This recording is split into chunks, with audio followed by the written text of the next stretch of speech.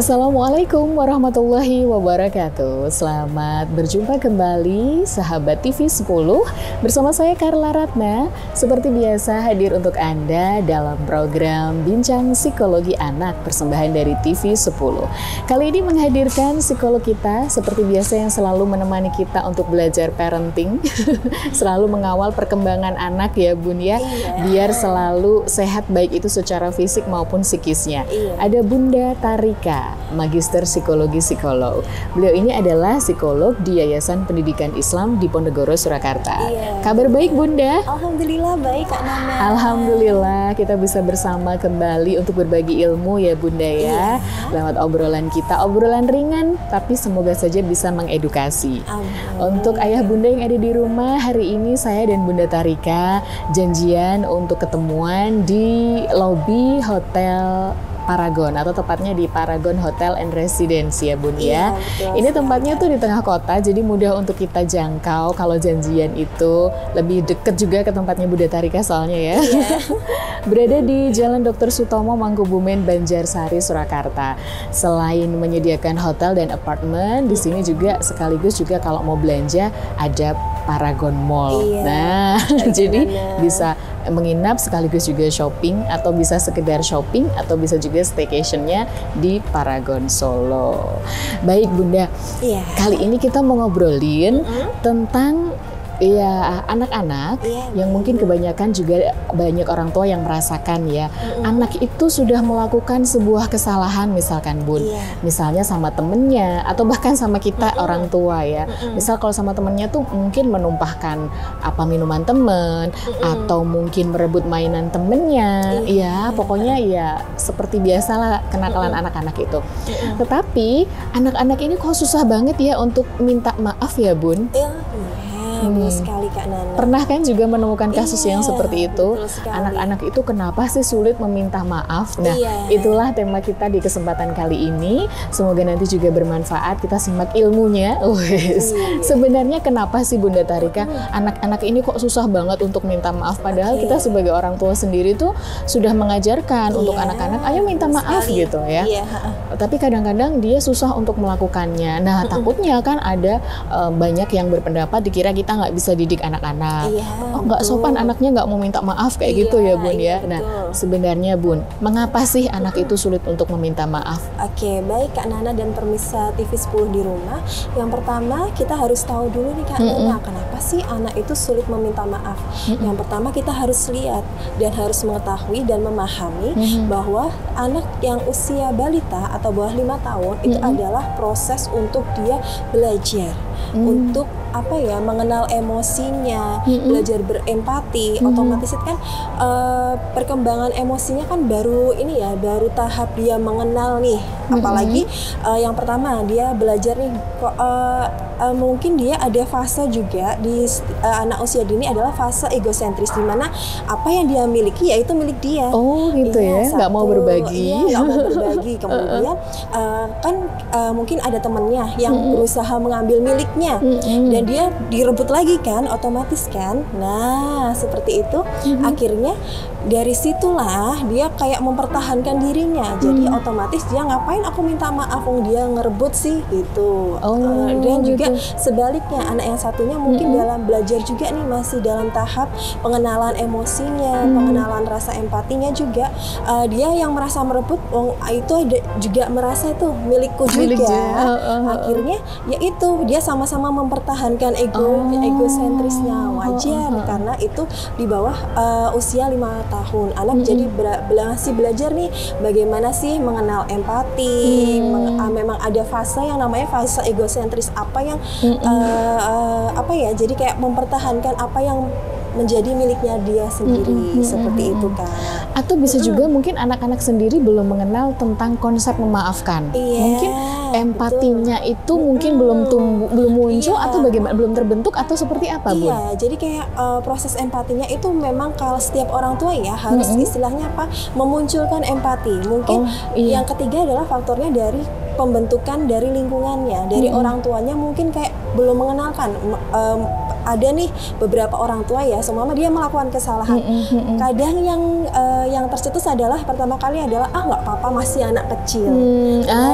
Itu yang itu biasanya kan, ya nggak jadi apa-apa, ini pemakluman. masih anak kecil dia rebutan gitu. Nah, itulah yang dia menjadi pembentuk dia. Jadi ya udah ngapain aku minta maaf. Nah, kan ada dimaklumi oleh lingkungan sekitar. Karena itu kadang-kadang orang tua tuh bilangnya ya udah deh nggak apa-apa, namanya juga betul. anak-anak. Biasanya kan seperti itu ya. Anak-anak. Jadi kalau dia melakukan bertengkar nih, nggak mau minta maaf, satu-satunya ya wajar ya dalam fase egosentris ya, dia mempertahankan dirinya, aku merasa nggak salah. Yang satunya juga mempertahankan dirinya, juga dia merasa tidak salah, akhirnya tidak mau minta maaf dua-duanya. Nah, jadi itu. istilahnya dia sosial emosionalnya itu belum terbentuk dengan sempurna ya, dengan sempurna. Nah, itu untuk bawah 5 tahun ya. Tapi bawah 5 tahun. kalau yang istilahnya apa ya, anak di atas usia 5 tahun kok dia tidak mau meminta maaf, itu pasti satu tanda tanyanya adalah ada masalah dengan emosinya. Jadi kayak berarti itu dia masih mempertahankan fase egosentrisnya itu harusnya kan sudah terlalui ya di usia 5 tahun ke atas ya, tapi dia belum menyelesaikan itu. Jadi masih kalau mau minta maaf gengsi jadinya. Atau mungkin ada juga yang merasa bahwa dia nggak salah.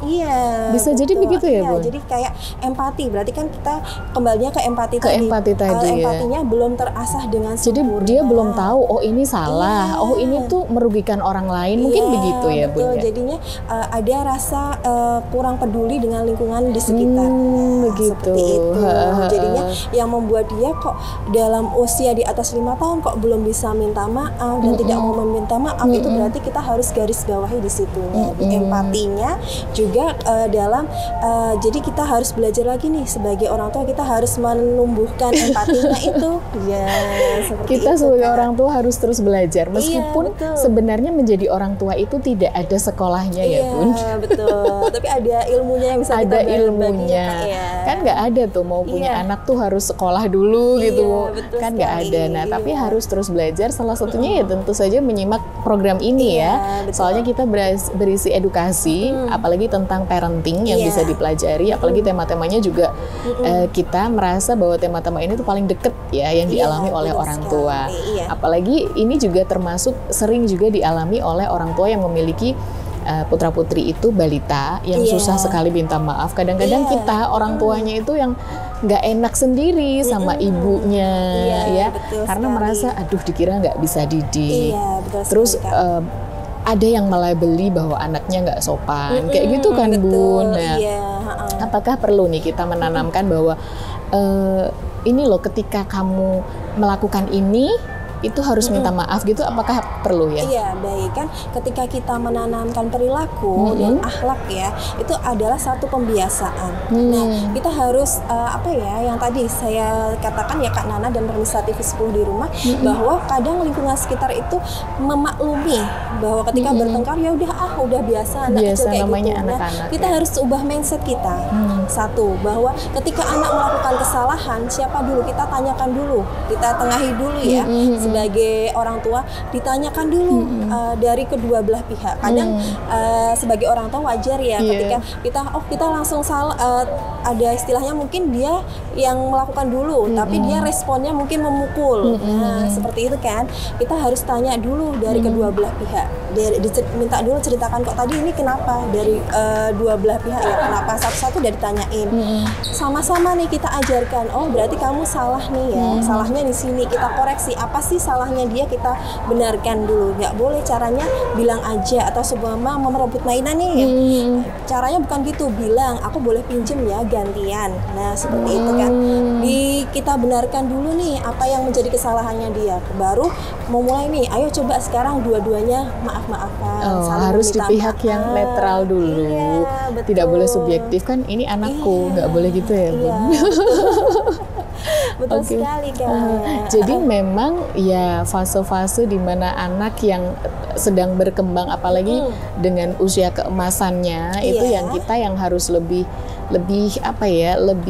dekat dengan mereka, dalam arti ya nggak boleh capek menjelaskan bahwa ini kamu tuh salah, kamu yang salah, atau ketika kamu seperti ini kamu yang harus minta maaf gitu ya, Bun? Iya, betul. Dan pasti yang pertama kali juga orang tua perlu lakukan ya adalah pembiasaan ya. Ketika pembiasaan kita bisa stimulasi dulu nih.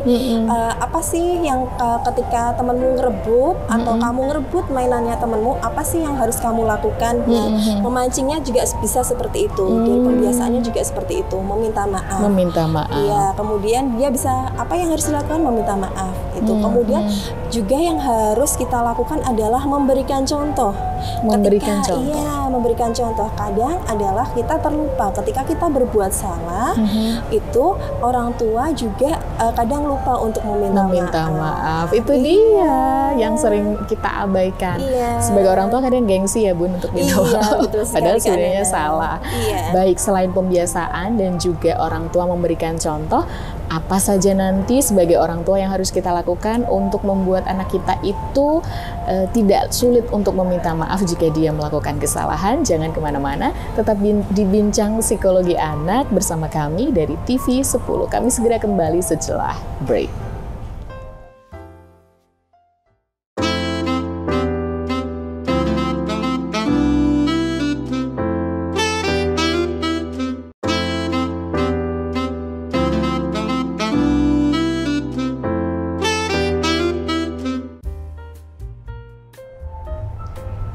Terima kasih Anda masih bersama kami dalam program Bincang Psikologi Anak bersama saya Carla Ratna dan juga psikolog kita Bunda Tarika. Sekali lagi saat ini kami masih berada di lobi Paragon Hotel and Residence. Nah, di tempat ini kita bukan pertama kali ya, Bun ya? Iya, betul sekali Kak Nana. Nah, tempat ini tuh paling nyaman buat ngobrol, tempatnya asik. Selain itu abis ngobrol nanti kita rencananya mau belanja. Iya, betul sekali Kak Nana. Di Paragon Mall ya, Bun ya? Enak loh, sekali jalan bisa langsung belanja juga. Iya. Anyway, menyambung obrolan kita tadi tentang konsep meminta maaf ya untuk anak-anak yang memang bukan hanya 1-2 orang yang mengeluhkan anaknya kok susah banget untuk minta maaf ya, Bun ya. Ternyata memang ya dia dalam masa tumbuh di mana egosentrisnya masih tinggi, jadi belum terbentuk empati yang sempurna, sehingga kita sebagai orang tua itu harus ngapain, Bun, supaya anak itu nggak sulit untuk minta maaf. Iya, oke. Baik, seperti yang tadi ya Kak Nana dan pemirsa TV 10 di rumah, bahwa kita tahu adalah satu, sebagai orang tua kita juga harus memberikan contoh untuk teladan nih bagi anak untuk bagaimana sih caranya meminta maaf. Ketika kita juga melakukan kesalahan, berarti kita juga harus mencontohkan nih bagaimana caranya meminta maaf kepada anak.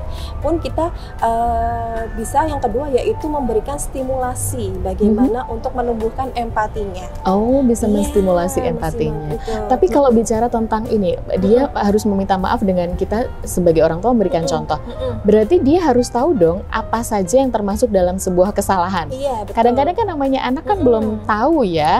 Ini tuh termasuk salah, merebut mainan tuh salah gitu, menumpahkan minuman temennya tuh salah, kayak gitu kan belum tahu kalau itu salah. Betul, maka yang harus kita lakukan sebagai orang tua ya Kak Nana dan pemirsa TV 10 di rumah, yaitu kita harus mengkoreksi. Mengkoreksi juga nih, apa sih sebenarnya yang kesalahan yang dia lakukan itu apa, kemudian memberitahu solusinya, bagaimana sih semama dia menumpahkan minumannya ya, itu bilang ketika kamu menumpahkan minuman, oke, nggak apa-apa, dia biar mungkin kalau ada respon anak ya, ketika menumpahkan minuman dia nangis, oke, dia apa namanya, biarkan dia nangis dulu nih. Oh, dibiarkan nangis dulu ya? Oh iya. Kalau masih nangis kemudian kita langsung ayo minta maaf, dia pasti nggak bisa ya, menolak, belum bisa. Kan, gitu kan. Betul. Oke, biarkan dia tenang. Oke, setelah itu kita ajak diskusi. Adik tahu apa tadi kesalahannya? Nah, kita pancing dulu seperti itu. Kesalahannya apa? Semama kalau dia belum mau nih mengakui kesalahannya, kita pancing kok belum mau. Oke, berarti kita yang harus memberitahu. Adik tadi salahnya adalah menumpahkan minuman. Begitu, dikoreksi ya. Kasus per kasus berarti ya. Kemudian habis itu setelah itu adalah kita cari solusi. Nah, ketika kamu menumpahkan minuman, apa yang harus kita lakukan? Nah, itu. Semama kalau dulunya sudah diajarkan, ketika dia menumpahkan, dia suruh membersihkan gitu ya. Itu ketika dia bisa menjawab, oke, baik, kita ayo sekarang adik bertanggung jawab untuk membersihkan. Gitu. Kalau belum tahu berarti kita harus mengajak, yuk sekarang nggak apa-apa adik tadi nggak sengaja nih numpahkan ke minuman ya. Oke, baik, sekarang adik tanggung jawab. Kalau kita yuk kita membersihkannya bersama-sama. Begitu. Itu jadi kan ada solusi. Jadi pemberi contoh, kemudian memberikan solusi. Ya, dan kemudian setelah membersihkan bilang dulu maaf ya mama. Ketika itu juga kita ajarkan nih, ketika kamu melakukan kesalahan berarti kamu harus berkata maaf ya mama ya, tadi adik nggak sengaja menumpahkan. Nah itu. Nah ketika itu kan udah tahu nih salahnya apa. Kemudian bagaimana cara meminta maafnya kan sudah tahu kan. Kemudian kita yang ketiga adalah komitmen. Komitmennya yaitu komitmennya gimana? Nah, habis ini adik kalau hati-hati ya, dan adik janji ya, habis ini kalau bawa gelasnya hati-hati ya. Nah, itu juga kita simulasi komitmennya. Jadi adik juga janji itu termasuk habis ini ya komitmen hati-hati ya, lebih hati-hati gitu ya. Nah, itu iya mama kan dia responnya ya mama habis ini adik hati-hati. Kita kasih tahu nih kalau berarti kalau tumpah ini kan karena tadi adik nggak hati-hati ya, itu seperti itu. Nah, jadi itu rumusnya ya kak? Iya, rumusnya jadi, konsep meminta maaf ya, meminta maaf. Itu yang harus diajarkan dulu. Basicnya adalah kata maaf itu sendiri. Terus kemudian ada bagaimana cara meminta pengakuan pengakuan apa sih kesalahannya, dan kemudian komitmennya, dan juga sebelum kita tarik ke meminta maafnya, caranya kita harus sebenarnya nggak harus ketika dia salah ya, ketika kita harus tahu nih konsepnya dulu, mengenalkan konsepnya dulu, apa sih meminta maaf itu. Bisa dengan melalui berbagai cara ya, bisa dengan cara kita jajarkan mainan anak, kemudian semua nih kita bermain peran di situ, itu juga bisa tuh. Jadi kayak apa ya, semama bonekanya itu kita pura-puranya nyenggol, ngerebut nih, ngerebut tempatnya temennya itu, ini tak rebut ya gitu. Kalau enggak kita berperan sebagai temennya gitu ya, ini aku ngerebut mainanmu gitu kan. Terus anak kita marah itu, terus kok kamu gitu sih. Nah kayak gitu kita bermain peran gitu loh. Terus kita maaf ya aku ngerebut mainanmu. Nah kita kan bisa bisa juga seperti itu ya, cara mengajarkannya adalah bermain peran. Kemudian ada juga bisa lewat buku ya, sekarang kan buku ada tuh banyak sekali edisi buku yang ada untuk kemandirian anak, kemudian bagaimana cara meminta maaf, itu juga bisa kita lewat cerita. Dari situ, dari cerita. Jadi kayak memahamkan dulu nih konsepnya tentang kepada meminta anak, maaf. Baik, apa sih maaf itu, bagaimana caranya. Setelah meminta maaf itu harus ngapain? Jangan sampai diulangin lagi, atau jangan-jangan udah meminta maaf tapi di sini tuh masih sakit hati, nanti ke bawah sampai gede kan ya. Oke, dan seperti itu. Yang ketiga yaitu sering-sering untuk menstimulasi empatinya. Dek, jadi kita kayak gini, memancing ya kepada anak gitu ya. Dek, ketika temenmu ketika kamu berbuat salah, apa sih Dek yang harus kita lakukan gitu. Nah, itu kan juga menstimulasi ya untuk empatinya. Kalau ada kamu ngerebut temennya, ngerebut boneka temenmu, itu apa ya yang harus kamu lakukan. Nah, begitu cara menstimulasinya. Menstimulasi. Jadi kayak mengajak anak itu untuk kayak apa sih yang dalam situasi ya, yang memang dia harus meminta maaf, itu kita berikan stimulasi. Ketika kamu merebut, dipancing apa ya yang harus jadi biar punya inisiatif juga. Jadi dia nanti akan siap ketika menghadapi situasi-situasi di mana mungkin tidak ada kita di sampingnya.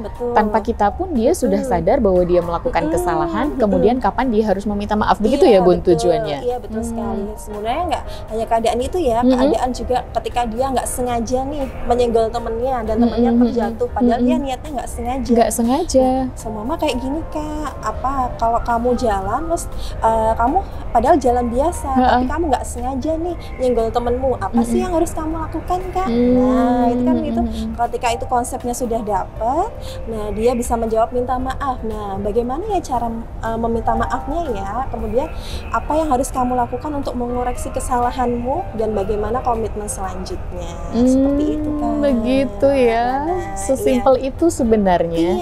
Cuman memang butuh kesabaran. Dan satu adalah konsistensi. Pembiasaannya. Tadi kita sempat bicara bahwasanya bicara tentang pembiasaan. Artinya orang tua ini juga nggak boleh gengsi untuk meminta maaf ya Bun. Betul sekali Kak Nana dan Permisa. Kadang kan sering ada orang tua, ngapain aku kan orang tua, kalau minta maaf ntar dikira aku orang tua tuh nggak selalu benar gitu ya. Betul, kadang nanti wibawanya jadi berkurang. Wibawanya jadi berkurang. Nah, justru itu harus kita rubah nih mindsetnya bahwa ketika kita meminta maaf, berarti itu adalah kita mengajarkan kepada anak kita bagaimana sih penanaman akhlak itu, pemberian maaf itu. Nah, seperti itu Kak Nana. Orang tua ya yang harus terbuka juga.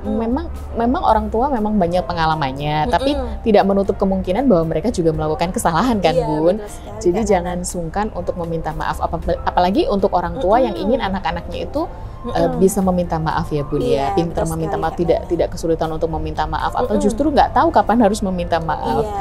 Tadi intinya bahwasanya bagaimana cara anak untuk memulai untuk meminta maaf itu berarti harus dia tahu dulu bahwa dia melakukan kesalahan ya Bun. Jadi penguatannya adalah di konsep kapan sih kita harus meminta maaf dalam keadaannya. Jadi kita kayak sebelum, tidak harus waktu itu terjadi ya. Kalau ketika waktu itu terjadi kan anak pasti bingung nih, aku harus apa, tidak bisa meminta maaf. Jadi harus kita kembali ke konsep utama, kita mengenalkan nih bagaimana cara anak itu meminta maaf. Jadi sering-sering penanamannya adalah itu dilakukan di rumah. Itu kan namanya penanaman ya. Kemudian kita juga bisa mengenalkan baiknya meminta maaf. Jadi apa sih manfaat atau kebaikan dari meminta maaf itu?